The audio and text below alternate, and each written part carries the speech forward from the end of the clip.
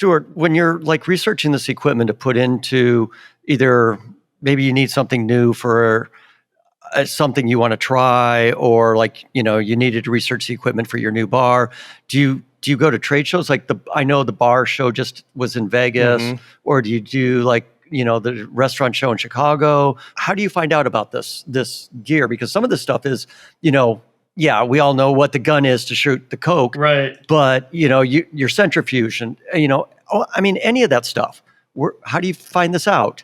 I would say that the biggest trade conference in the bar world is Tales of the Cocktail in New Orleans. So generally go to that every year, and that's a good place to kind of find out what people are doing. And I haven't ever done any of the big like restaurant trade shows like that. I think as much as anything else, like you keep up with stuff like that now via like social media. You know what I mean? It used to be like magazines and stuff, but now it's yeah, right. Media is all on Instagram and via email and things like that. So there's a couple of great publications in the beverage world that I think are helpful to keep up with stuff like that.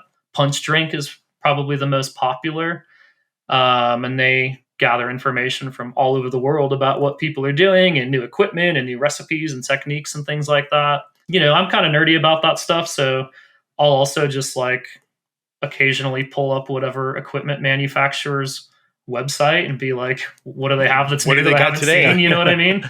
Right. Go down a rabbit hole and 5 hours later.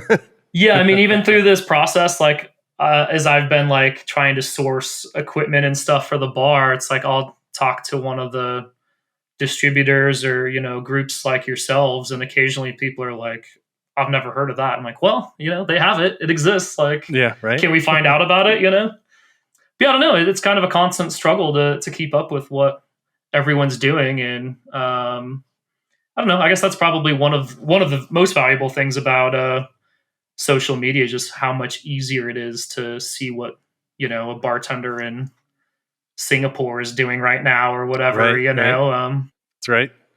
But yeah, a big part of it too is just like being willing to try and fail a bunch of times before you figure it out. Oh yeah.